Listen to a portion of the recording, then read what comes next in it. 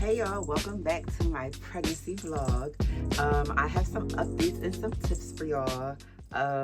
First, let me get some thumbnails. Hold on. I'm so cute.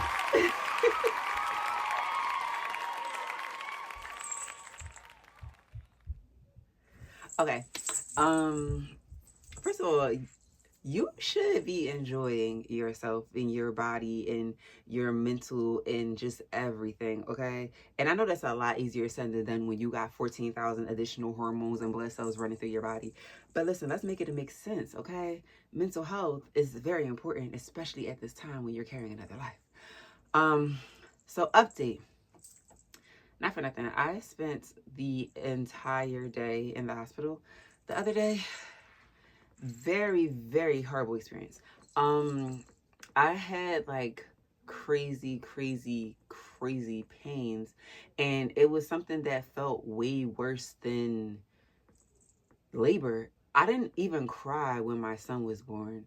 Um, that like so that this pain that I just felt was like unfathomable. I have no idea what it was. They ran multiple tests, still couldn't figure out what it was. As originally they thought it might have been appendicitis, just because I had like pain in like one particular area.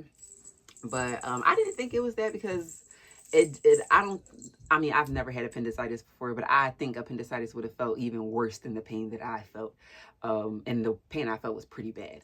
But they ran like a whole bunch of tests and couldn't find anything. And baby is growing and flowing really, really well. But the measurement is almost 2 weeks ahead of time. Um, and what I'm thinking is that I'm just about to have another long baby because I'm tall, and my first baby was like extremely long and he was like stretched all the way across here. And I'm feeling the same thing kind of this time. Like I feel like a head is typically over here, and like just everything is just spread out this way on top of just being on my nerve, and then just, like it's just too much going on. But luckily, they're like they couldn't find anything wrong, and you know how they say if it ain't broke, don't fix it. So that's great. Definitely 10 out of 10 horrible experience. Would not wish that on my worst enemy. But what I did want to come on here and talk about was some tips for pregnant mamas who are just kind of looking for those additional resources for nurturing yourself, especially if you might deal with food aversion, or if you might deal with just nausea, indigestion, gas, like anything that just makes you either not want to eat or only be able to eat in small increments. The biggest takeaway here is that whatever that baby needs, that baby gonna be fine, sis. It's gonna be you that's struggling, okay? That baby's gonna take every single thing that baby needs from your body. That's why it's normal for people to lose, teeth and nails and hair, and things become brittle and their iron is low and they're about to pass out. Well, that's because baby is taking from your body, and it's your responsibility to replenish that baby. So we're going to talk about some great things to incorporate into your diet if you already don't, to make sure that that doesn't happen, okay? Number one for me is going to be beets, okay? I know that everybody is not a beet person. I get it. They taste earthy. That's what the people say for some reason. But listen, beets are so good for you. They're good for the baby. They're good for your blood. They're good for iron. They're good for vitamins. Like, I mean, it's a one-stop shop, honestly. Beets and greens for me is going to be like top two. Like, I don't care if you don't eat nothing else. Maybe something else for calcium. But like, I don't care if you don't eat nothing else. Beets and greens are going to be like, those should be your staples, okay? Because they're just so full of nutrients and they give you everything that you need. It's like I don't care if you eat them. I don't care if you make a shake, a smoothie, whatever it is you need to do to get this food inside of your body, make that make sense, okay? Because we need it. Two, prenatals are so important, guys. And not just, I don't really care too much for the stigma of like actual prenatal vitamins that you get from like Walmart, Target, CVS, whatever. A lot of these shelf brought prenatals have a lot of fillers and gelatins and all of these things inside of them. So if you are like me and you don't really care for the traditional route of prenatal vitamins, there's herbal blends that you can do. I prefer herbal capsules over drinking tea every day, just because like I don't drink tea every day. Especially during certain weather, like right now it's summer. I don't want a cup of tea today. Like I want something cold, you know. And granted, you can make, you know what, you can have like sun teas or iced teas, cold teas, refrigerated teas. But some herbs are just better when they're extracted warm. And I feel like I'm just gonna have to avoid all of that and just take them by capsule. But I do think some great herbs to incorporate into your diet after a certain amount of time, obviously. We're gonna always, always, always stand by red raspberry leaf, okay? Great for overall uterine health, okay? Great for birth preparation. We're making sure that everything is flowing and growing the way it's supposed to. Another great one is okra water, okay?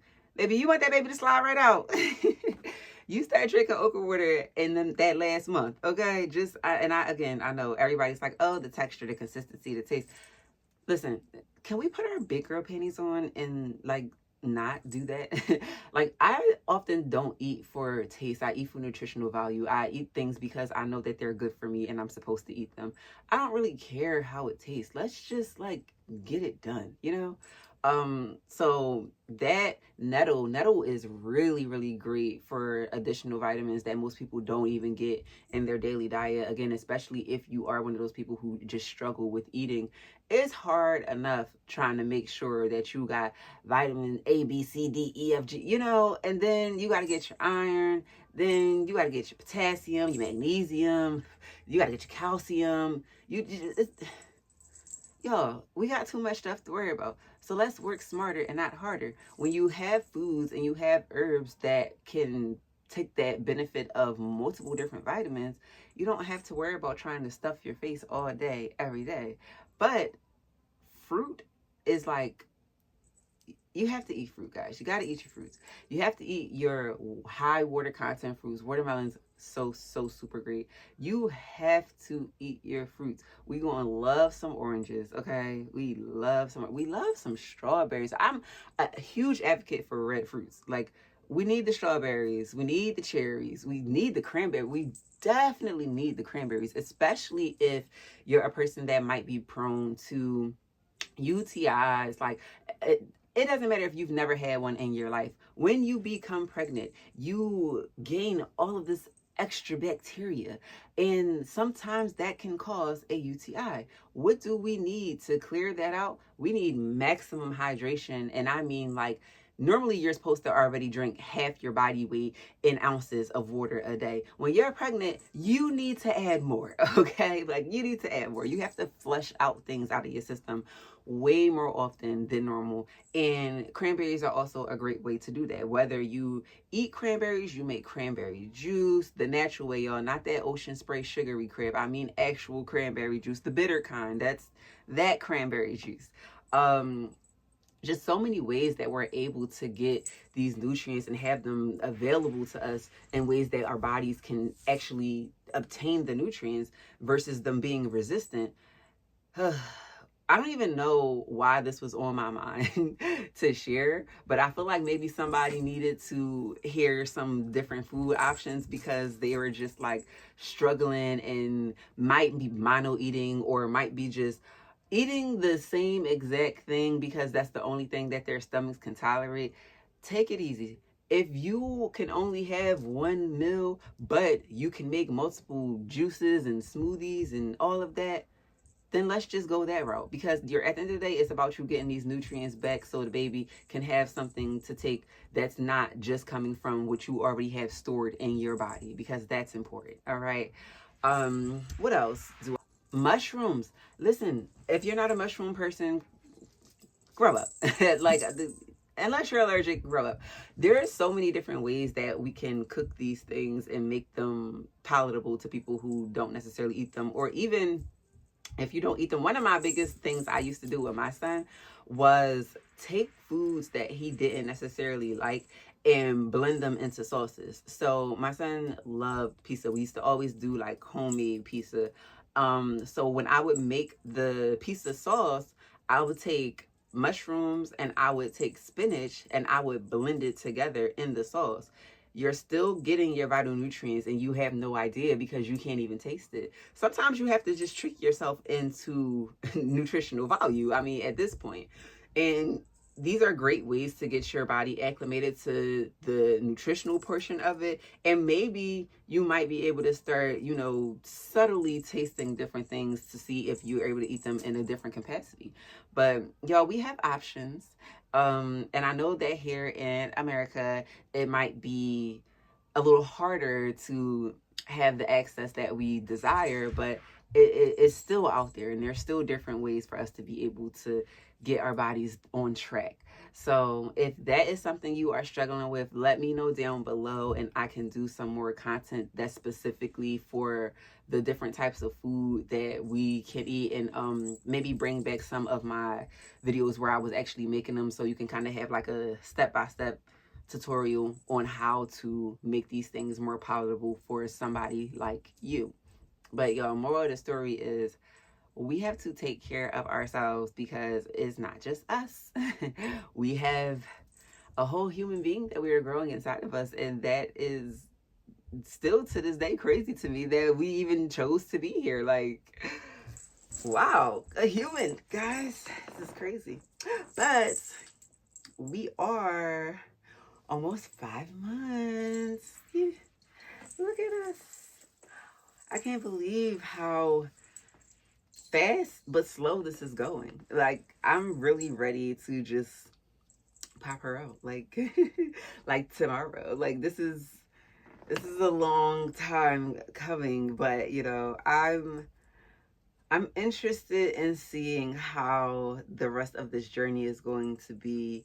I think that this journey has been very similar to, as far as my mental health and the way that I internalize things, I think it's been very similar to my journey with my son, which has just been, I'm not allowing anybody or anything to disturb my space, my mental health, and just where I'm at energetically, because I know that that could be different for me and that could be different for the baby, and that's just not something that I'm willing to risk at this point. So yeah, I've been very slow mornings, making sure that everything goes a certain type of way, and just I'm taking everything day by day, because that's what we do. So I would encourage you to read more, put your feet up, go soak, go do anything that can, listen to music,